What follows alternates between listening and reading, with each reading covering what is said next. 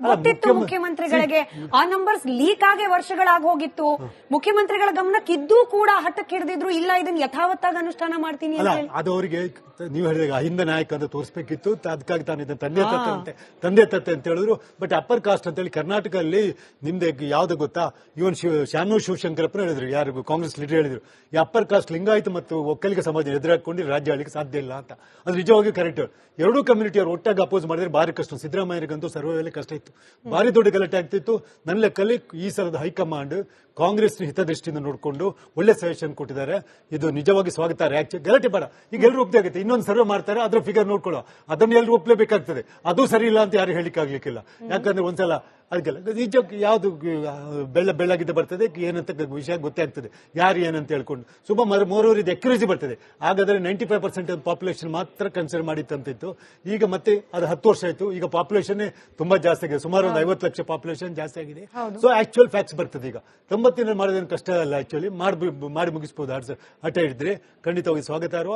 ಮತ್ತೆ ಇದರಲ್ಲಿ ಉಂಟೆ ಗೊತ್ತಾ, ಇದನ್ನೀಗ ಈಗ ಅವ್ರು ಮೊದಲೆಲ್ಲ ಸೋಶೋ ಇಕನಾಮಿಕ್ ಅಂತ ಹೇಳ್ಕೊಂಡು ಹೋಗಿದ್ರು, ಸೋಶೋ ಇಕನಾಮಿಕ್ ಎಜುಕೇಶನ್ ಸರ್ವೆ ಅಂತ ಹೇಳಿ. ಈಗ ಜಾತಿ ಗಣತಿ ಅಂತ ಮಾಡ್ಲಿಕ್ಕಿಲ್ಲ, ಇವ್ರು ಹೇಳಿದಾಗ ಸ್ಟೇಟ್ ಇದಿಲ್ಲ.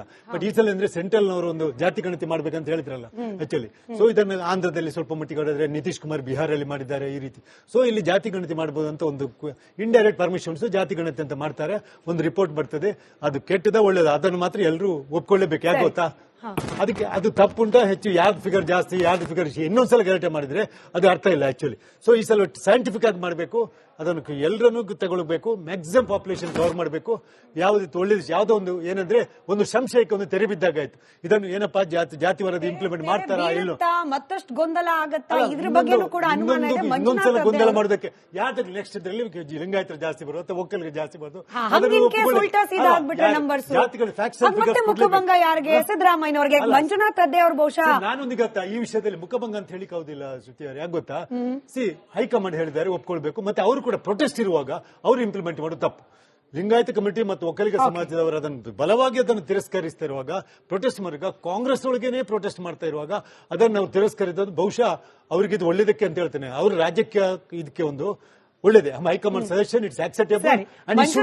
ಅವರು ಕಾಂಗ್ರೆಸ್ನ ವಕ್ತಾರರು ನಮ್ಮ ಜೊತೆ ಸಂಪರ್ಕದಲ್ಲಿದ್ದಾರೆ ಅಂತ ಬಯಸ್ತೀನಿ. ಸರ್ ನಮಸ್ಕಾರ, ನನ್ನ ಧ್ವನಿ ತಲುಪ್ತಾ ಇದ್ರೆ ಮುಖ್ಯಮಂತ್ರಿಗಳಿಗೆ ಹಿನ್ನಡೆ ಆಗಿಲ್ಲ, ಚಿತ್ರ ಕಾಣ್ತಾ ಇಲ್ಲ ನಿಮ್ದು. ಓಕೆ, ಅದು ನಾನು ಟೆಕ್ನಿಕಲ್ ಟೀಮ್ಗೆ ಹೇಳಿ ಸರಿಪಡಿಸೋ ಪ್ರಯತ್ನ ಮಾಡ್ತೀನಿ. ಸರ್, ನನ್ನ ಪ್ರಶ್ನೆ ಕೇಳಿಸ್ಕೊಳ್ತಾ ಇರೋಕ್ ಸಾಧ್ಯ ಆದ್ರೆ, ಮುಖ್ಯಮಂತ್ರಿ ಸಿದ್ದರಾಮಯ್ಯನವರಿಗೆ ಹಿನ್ನಡೆ ಆಯ್ತು ಇದು ಅನ್ನೋ ವಿಶ್ಲೇಷಣೆ ನೀವು ಒಪ್ತೀರಾ ಇಲ್ವಾ? ಅಲ್ಲ, ಇದು ಹಿನ್ನಡೆ ಮುನ್ನಡೆ ಅನ್ನೋದಕ್ಕಿಂತ ಮುಖ್ಯವಾಗಿ ನಮ್ಮ ಸ್ನೇಹಿತರು ಮಾತಾಡ್ತಿರೋ ರೀತಿಯಲ್ಲಿ ಅನೇಕ ಲೋಪದೋಷಗಳಾಗಿದ್ದಾವೆ ಅಂತ ಕೆಲವು ನಮ್ಮ ಹಿರಿಯ ನಾಯಕರುಗಳು ಧ್ವನಿ ಎತ್ತಿದ್ದಾರೆ. ಕಾಂಗ್ರೆಸ್ ಪಕ್ಷದಲ್ಲಿ ವಿತಿನ್ ದಿ ಪಾರ್ಟಿ ಧ್ವನಿ ಎತ್ತಿದ್ದಾರೆ. ವರದಿಯ ಅಂಶಗಳು ಏನಿದಾವೆ ಏನು ಅನ್ನೋದನ್ನ ನಾವು ಚರ್ಚೆ ಮಾಡ್ತೀವಿ, ಅದಕ್ಕಾಗಿ ವಿಶೇಷ ಸಂಪುಟ ಸಭೆಯನ್ನು ಕರಿತೀವಿ ಅನ್ನೋದನ್ನು ಒಂದು ತೀರ್ಮಾನಕ್ಕೆ ಬಂದಿದ್ದಾಗಿತ್ತು.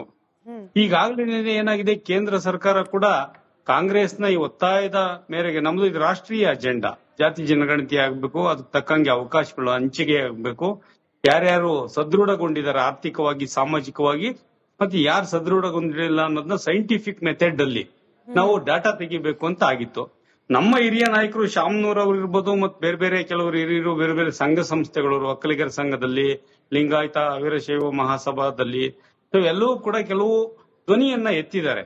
ಅಲ್ಲಿ ಸರಿಯಾದ ಡಾಟಾ ಇಲ್ಲ, ನಮ್ಮನೆಗ್ ಬಂದಿಲ್ಲ ಅನ್ನೋ ಅಂಶಗಳನ್ನ ಕೆಲವು ಶಾಸಕರುಗಳು ಕೂಡ ಹೇಳಿದ್ದಾರೆ. ಸೊ ಇದೆಲ್ಲ ಇರೋದ್ರಿಂದ ಏನಾಗಿದೆ, ಅದನ್ನ ಸೈಂಟಿಫಿಕ್ ಆಗಿ ಮತ್ತೊಂದು ಬಾರಿ ಈಗ ಏನಾಗಿದೆ ನೋಡಿ, ಇವು ಇಲ್ಲಿ ನಾಗಮೋಹನ್ ದಾಸ್ ಕಮಿಟಿಯಿಂದ SC/ST ಒಳ ಮೀಸಲಾತಿ ವಿಚಾರ ಬಂದಾಗ ಏನಾಯ್ತು, ಅಲ್ಲಿ ಅನೇಕ ಗೊಂದಲಗಳು ಕ್ರಿಯೇಟ್ ಆಗಿದೆ ಅಂತ ಎಲ್ಲ ನಾಯಕರುಗಳು, ಎಲ್ಲ ಅಲ್ಲಿ 101 ಜಾತಿಗಳಿದಾವೆ. ಸೊ ಆ ಜಾತಿಗಳವರೆಲ್ಲರೂ ಕೂಡ ಪ್ರಶ್ನೆಗಳನ್ನ ಅನೇಕರು ರೈಸ್ ಮಾಡಿದ್ರು. ನಾವ್ ಹೆಚ್ಚಿನ ಸಂಖ್ಯೆ ಇದಾವೆ, ನಮಗೆ ಕಡಿಮೆ ಕೊಟ್ಟಿದ್ದಾರೆ, ನಮ್ಮನೆಗ್ ಬಂದಿಲ್ಲ, ನಾವೆಲ್ಲ ಬೇರೆ ಬೇರೆ ಹೆಸರುಗಳು ಬರ್ಸ್ಬಿಟ್ಟಿದೀವಿ. ಈಗ ಒಕ್ಕಲಿಗ ಸಮುದಾಯದಲ್ಲೇ ಫಾರ್ ಎಕ್ಸಾಂಪಲ್ ಚರ್ಚೆ ಮಾಡಿದ್ದೆ ಅಲ್ಲ ಮಂಜುನಾಥ್ ಸರ್, ಇದೆಲ್ಲ ಚರ್ಚೆ ಮಾಡಿದ್ದೆ ನಾವು. ಬಿಡಿ, ಮಾಧ್ಯಮವಾಗಿ ಬಿಡಿ, 2-3 ವರ್ಷಗಳಿಂದ ಅಥವಾ ಈ ನಂಬರ್ಸ್ ಯಾವಾಗ ಲೀಕ್ ಆಯ್ತು, ಕಾಂತರಾಜು ಅವರ ವರದಿ ನಂಬರ್ಸ್ ಲೀಕ್ ಆಯ್ತು ಅನ್ನೋ ಚರ್ಚೆ ಶುರುವಾಯ್ತು, ಆ ದಿನದಿಂದಲೂ ಕೂಡ ಎಲ್ಲ ಚರ್ಚೆ ಆಗಿತ್ತಲ್ಲ. ಆದ್ರೂ ಮುಖ್ಯಮಂತ್ರಿಗಳು ಅಚಲರಾಗಿದ್ರಲ್ಲ. ಏನಾಯ್ತು ಮೇಡಮ್, ನಾನು ಹೇಳೋದೇನಂದ್ರೆ, ತಾವ್ ಹೇಳ್ತಿರೋದು ಒಂದ್ ಮಟ್ಟಕ್ಕೆ ಸರಿ, ಅದೊಂದು ಗಾಸಿಪ್ ರೀತಿ ಹರಡ್ತಾ ಇತ್ತು ಮೊದ್ಲೆಲ್ಲ. ಯಾಕೆಂದ್ರೆ ಹಿಂದೆ ಬಿಜೆಪಿ ಗವರ್ಮೆಂಟ್ ಇದ್ದಾಗ್ಲೂ ವರದಿ ಇತ್ತು ಅಲ್ಲಿ, ಆಯ್ತಾ. ಹಿಂದೆ ಕುಮಾರಸ್ವಾಮಿ ಅವರು ಇದ್ದಾಗಲೂ ವರದಿ ಇತ್ತು. 2013 ಅವಧಿಯಿಂದ ಈಚೆಗೆ ಆಗಿದ್ದಂತ ವರದಿ ಸಿದ್ದರಾಮಯ್ಯ ಗವರ್ಮೆಂಟ್ ಇದ್ದಾಗ.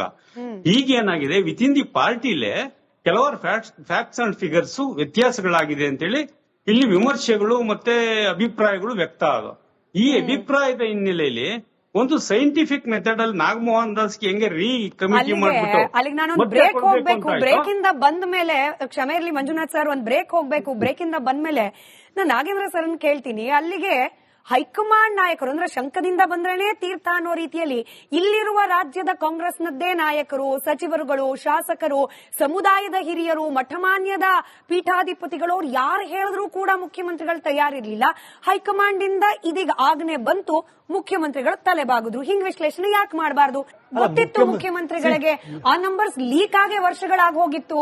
ಮುಖ್ಯಮಂತ್ರಿಗಳ ಗಮನಕ್ಕಿದ್ದೂ ಕೂಡ ಹಠಕ್ಕೆ ಹಿಡಿದಿದ್ರು, ಇಲ್ಲ ಇದನ್ನ ಯಥಾವತ್ತಾಗಿ ಅನುಷ್ಠಾನ ಮಾಡ್ತೀನಿ ಅಂತ ಹೇಳಿ. ಅದು ಅವರಿಗೆ ನೀವು ಹೇಳಿದಾಗ ಅಹಿಂದ ನಾಯಕ ಅಂತ ತೋರಿಸಬೇಕಿತ್ತು. ಅದಕ್ಕಾಗಿ ತಾನು ಇದನ್ನ ತಂದೆ ತತ್ತೆ ಅಂತ ಹೇಳಿದ್ರು. ಬಟ್ ಅಪ್ಪರ್ ಕಾಸ್ಟ್ ಅಂತ ಹೇಳಿ ಕರ್ನಾಟಕದಲ್ಲಿ ನಿಮ್ದೆ ಯಾವ್ದು ಗೊತ್ತಾ, ಇವನ್ ಶಾನು ಶಿವಶಂಕರಪ್ಪನ ಹೇಳಿದ್ರು, ಯಾರು ಕಾಂಗ್ರೆಸ್ ಲೀಡರ್ ಹೇಳಿದ್ರು, ಈ ಅಪ್ಪರ್ ಕಾಸ್ಟ್ ಲಿಂಗಾಯತ ಮತ್ತು ಒಕ್ಕಲಿಗ ಸಮಾಜ ಎದುರಾಕೊಂಡು ರಾಜ್ಯ ಆಳಿಗೆ ಸಾಧ್ಯ ಇಲ್ಲ ಅಂತ. ಅದು ನಿಜವಾಗಿ ಕರೆಕ್ಟ್. ಎರಡೂ ಕಮ್ಯುನಿಟಿ ಅವರು ಒಟ್ಟಾಗಿ ಅಪೋಸ್ ಮಾಡಿದ್ರೆ ಭಾರಿ ಕಷ್ಟ. ಸಿದ್ದರಾಮಯ್ಯರಿಗಂತೂ ಸರ್ವೈವಲ್ ಕಷ್ಟ ಇತ್ತು, ಭಾರಿ ದೊಡ್ಡ ಗಲಾಟೆ ಆಗ್ತಿತ್ತು. ನನ್ನ ಲೆಕ್ಕಲ್ಲಿ ಈ ಸಲದ ಹೈಕಮಾಂಡ್ ಕಾಂಗ್ರೆಸ್ನ ಹಿತದೃಷ್ಟಿಯಿಂದ ನೋಡಿಕೊಂಡು ಒಳ್ಳೆ ಸಜೆಷನ್ ಕೊಟ್ಟಿದ್ದಾರೆ. ಇದು ನಿಜವಾಗಿ ಸ್ವಾಗತ. ಗಲಾಟೆ ಬೇಡ, ಈಗ ಎಲ್ಲರೂ ಒಪ್ಪಿಗೆ ಆಗುತ್ತೆ. ಇನ್ನೊಂದು ಸರ್ವೆ ಮಾಡ್ತಾರೆ, ಅದರ ಫಿಗರ್ ನೋಡ್ಕೊಳ್ಳೋ, ಅದನ್ನ ಎಲ್ಲರೂ ಒಪ್ಪಲೇಬೇಕಾಗ್ತದೆ. ಅದು ಸರಿ ಇಲ್ಲ ಅಂತ ಯಾರು ಹೇಳಿಕ್ಕಾಗ್ಲಿಕ್ಕಿಲ್ಲ. ಯಾಕಂದ್ರೆ ಒಂದ್ಸಲ ಅದಕ್ಕೆಲ್ಲ ನಿಜಕ್ಕೆ ಯಾವ್ದು ಬೆಳ್ಳಗಿದ್ದ ಬರ್ತದೆ, ಏನಂತ ವಿಷಯ ಗೊತ್ತಾಗ್ತದೆ, ಯಾರು ಏನಂತ ಹೇಳ್ಕೊಂಡು. ಮೋರೂರ್ ಇದು ಅಕ್ಯುರಸಿ ಬರ್ತದೆ. ಹಾಗಾದ್ರೆ 95% ಪಾಪ್ಯುಲೇಷನ್ ಮಾತ್ರ ಕನ್ಸಿಡರ್ ಮಾಡಿತ್ತಂತಿತ್ತು. ಈಗ ಮತ್ತೆ ಅದು 10 ವರ್ಷ ಆಯ್ತು. ಈಗ ಪಾಪ್ಯುಲೇಷನ್ ತುಂಬಾ ಜಾಸ್ತಿ ಆಗಿದೆ, ಸುಮಾರು ಒಂದು 50 ಲಕ್ಷ ಪಾಪ್ಯುಲೇಷನ್ ಜಾಸ್ತಿ ಆಗಿದೆ. ಸೊ ಆಕ್ಚುಯಲ್ ಫ್ಯಾಕ್ಟ್ಸ್ ಬರ್ತದೆ. ಈಗ 90 ಮಾಡೋದೇನು ಕಷ್ಟ ಅಲ್ಲ, ಆಕ್ಚುಲಿ ಮಾಡಿ ಮುಗಿಸಬಹುದು. ಹಠ ಹಿಡಿದ್ರೆ ಖಂಡಿತವಾಗಿ ಸ್ವಾಗತ ಇರುವ. ಮತ್ತೆ ಇದರಲ್ಲಿ ಉಂಟೆ ಗೊತ್ತಾ, ಇದನ್ನೀಗ ಈಗ ಅವ್ರು ಮೊದಲೆಲ್ಲ ಸೋಶೋ ಇಕನಾಮಿಕ್ ಅಂತ ಹೇಳ್ಕೊಂಡು ಹೋಗಿದ್ರು. ಸೋಶೋ ಇಕನಾಮಿಕ್ ಎಜುಕೇಶನ್ ಸರ್ವೆ ಅಂತ ಹೇಳಿ ಜಾತಿಗಳು. ಈಗ ಜಾತಿ ಗಣತಿ ಅಂತ ಮಾಡ್ಲಿಕ್ಕಿಲ್ಲ, ಇವ್ರು ಹೇಳಿದ್ರೆ ಸ್ಟೇಟ್ ಇದಿಲ್ಲ. ಬಟ್ ಈ ಸಲ ಅಂದ್ರೆ ಸೆಂಟ್ರಲ್ ನವರು ಒಂದು ಜಾತಿ ಗಣತಿ ಮಾಡ್ಬೇಕಂತ ಹೇಳಿದ್ರಲ್ಲ ಆಕ್ಚುಲಿ. ಸೊ ಇದನ್ನು ಆಂಧ್ರದಲ್ಲಿ ಸ್ವಲ್ಪ ಮಟ್ಟಿಗೆ ಹೊಡೆದ್ರೆ, ನಿತೀಶ್ ಕುಮಾರ್ ಬಿಹಾರಲ್ಲಿ ಮಾಡಿದ್ದಾರೆ ಈ ರೀತಿ. ಸೊ ಇಲ್ಲಿ ಜಾತಿ ಗಣತಿ ಮಾಡಬಹುದು ಅಂತ ಒಂದು ಇಂಡೈರೆಕ್ಟ್ ಪರ್ಮಿಷನ್ಸ್ ಜಾತಿ ಗಣತಿ ಅಂತ ಮಾಡ್ತಾರೆ. ಒಂದು ರಿಪೋರ್ಟ್ ಬರ್ತದೆ, ಅದು ಕೆಟ್ಟದ ಒಳ್ಳೇದ, ಅದನ್ನು ಮಾತ್ರ ಎಲ್ಲರೂ ಒಪ್ಕೊಳ್ಳೇಬೇಕು. ಯಾಕೆ ಗೊತ್ತಾ, ಅದಕ್ಕೆ ಅದು ತಪ್ಪುಂಟ ಹೆಚ್ಚು ಯಾವ್ದು ಫಿಗರ್ ಜಾಸ್ತಿ ಯಾವ್ದು ಫಿಗರ್ ಇನ್ನೊಂದ್ಸಲ ಗಲಾಟೆ ಮಾಡಿದ್ರೆ ಅದು ಅರ್ಥ ಇಲ್ಲ ಆಕ್ಚುಲಿ. ಸೊ ಈ ಸಲ ಸೈಂಟಿಫಿಕ್ ಆಗಿ ಮಾಡಬೇಕು, ಅದನ್ನು ಎಲ್ಲರನ್ನೂ ತಗೊಳ್ಬೇಕು, ಮ್ಯಾಕ್ಸಿಮಮ್ ಪಾಪ್ಯುಲೇಷನ್ ಕವರ್ ಮಾಡಬೇಕು.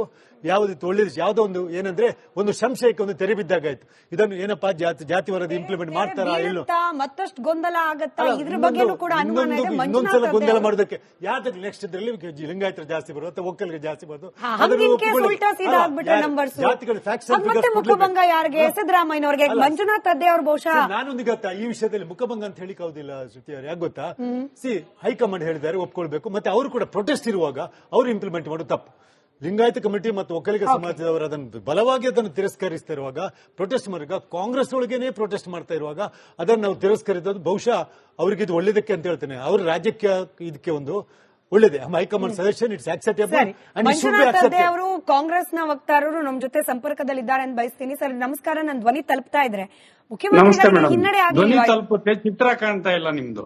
ಓಕೆ, ಅದು ನಾನು ಟೆಕ್ನಿಕಲ್ ಟೀಮ್ಗೆ ಹೇಳಿ ಸರಿಪಡಿಸೋ ಪ್ರಯತ್ನ ಮಾಡ್ತೀನಿ. ಸರ್ ನನ್ನ ಪ್ರಶ್ನೆ ಕೇಳಿಸ್ಕೊಳ್ತಾ ಇರೋಕ್ ಸಾಧ್ಯ ಆದ್ರೆ, ಮುಖ್ಯಮಂತ್ರಿ ಸಿದ್ದರಾಮಯ್ಯನವರಿಗೆ ಹಿನ್ನಡೆ ಆಯ್ತು ಇದು ಅನ್ನೋ ವಿಶ್ಲೇಷಣೆ ನೀವು ಒಪ್ತೀರಾ ಇಲ್ವಾ?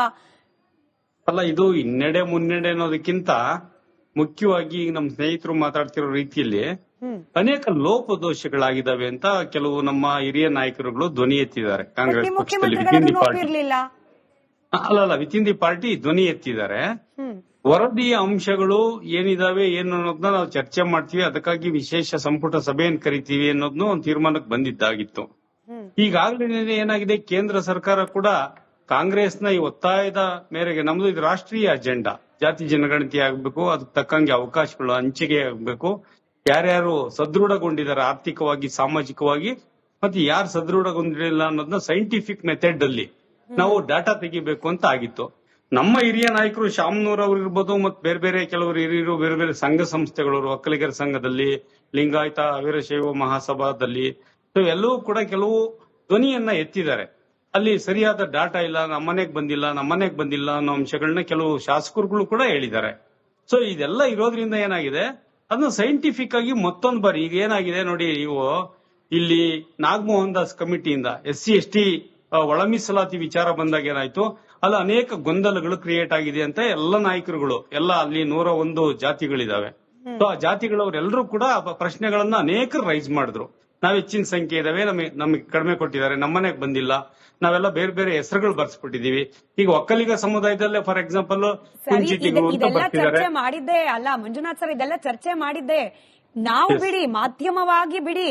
2-3 ವರ್ಷಗಳಿಂದ ಅಥವಾ ಈ ನಂಬರ್ಸ್ ಯಾವಾಗ ಲೀಕ್ ಆಯ್ತು, ಕಾಂತರಾಜು ಅವರ ವರದಿ ನಂಬರ್ಸ್ ಲೀಕ್ ಆಯ್ತು ಅನ್ನೋ ಚರ್ಚೆ ಶುರುವಾಯ್ತು, ಆ ದಿನದಿಂದಲೂ ಕೂಡ ಎಲ್ಲ ಚರ್ಚೆ ಆಗಿತ್ತಲ್ಲ.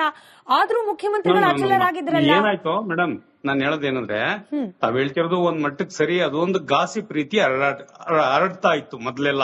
ಯಾಕೆಂದ್ರೆ ಹಿಂದೆ ಬಿಜೆಪಿ ಗವರ್ಮೆಂಟ್ ಇದ್ದಾಗ್ಲೂ ವರದಿ ಇತ್ತು ಅಲ್ಲಿ, ಆಯ್ತಾ. ಹಿಂದೆ ಕುಮಾರಸ್ವಾಮಿ ಅವರು ಇದ್ದಾಗ್ಲೂ ವರದಿ ಇತ್ತು. 2013 ಅವಧಿಯಿಂದ ಈಚೆಗೆ ಆಗಿದ್ದಂತ ವರದಿ ಸಿದ್ದರಾಮಯ್ಯ ಗವರ್ಮೆಂಟ್ ಇದ್ದಾಗ. ಈಗ ಏನಾಗಿದೆ, ವಿತ್ ಇನ್ ದಿ ಪಾರ್ಟಿಲೇ ಕೆಲವಾರು ಫ್ಯಾಕ್ಟ್ಸ್ ಅಂಡ್ ಫಿಗರ್ಸ್ ವ್ಯತ್ಯಾಸಗಳಾಗಿದೆ ಅಂತೇಳಿ ಇಲ್ಲಿ ವಿಮರ್ಶೆಗಳು ಮತ್ತೆ ಅಭಿಪ್ರಾಯಗಳು ವ್ಯಕ್ತ ಆಗ. ಈ ಅಭಿಪ್ರಾಯದ ಹಿನ್ನೆಲೆಯಲ್ಲಿ ಒಂದು ಸೈಂಟಿಫಿಕ್ ಮೆಥಡ್ ಅಲ್ಲಿ ನಾಗಮೋಹನ್ ದಾಸ್ಗೆ ಹೆಂಗೆ ಕಮಿಟಿ ಮಾಡ್ಬಿಟ್ಟು ಅಲ್ಲಿಗೆ ನಾನು ಬ್ರೇಕ್ ಹೋಗ್ಬೇಕು. ಬ್ರೇಕ್ ಇಂದ ಬಂದ ಮೇಲೆ, ಕ್ಷಮೆ ಇರ್ಲಿ ಮಂಜುನಾಥ್ ಸರ್, ಒಂದ್ ಬ್ರೇಕ್ ಹೋಗ್ಬೇಕು. ಬ್ರೇಕ್ ಇಂದ ಬಂದ ಮೇಲೆ ನಾನು ನಾಗೇಂದ್ರ ಸರ್ ಕೇಳ್ತೀನಿ, ಅಲ್ಲಿಗೆ ಹೈಕಮಾಂಡ್ ನಾಯಕರು ಅಂದ್ರೆ ಶಂಕದಿಂದ ಬಂದ್ರೇನೆ ತೀರ್ಥ ಅನ್ನೋ ರೀತಿಯಲ್ಲಿ ಇಲ್ಲಿರುವ ರಾಜ್ಯದ ಕಾಂಗ್ರೆಸ್ನದ್ದೇ ನಾಯಕರು, ಸಚಿವರುಗಳು, ಶಾಸಕರು, ಸಮುದಾಯದ ಹಿರಿಯರು, ಮಠಮಾನ್ಯದ ಪೀಠಾಧಿಪತಿಗಳು, ಅವ್ರು ಯಾರು ಹೇಳಿದ್ರು ಕೂಡ ಮುಖ್ಯಮಂತ್ರಿಗಳು ತಯಾರಿರ್ಲಿಲ್ಲ. ಹೈಕಮಾಂಡ್ ಇಂದ ಇದೀಗ ಆಜ್ಞೆ ಬಂತು, ಮುಖ್ಯಮಂತ್ರಿಗಳು ತಲೆಬಾಗಿದ್ರು. ಹಿಂಗ್ ವಿಶ್ಲೇಷಣೆ ಯಾಕೆ ಮಾಡಬಾರ್ದು?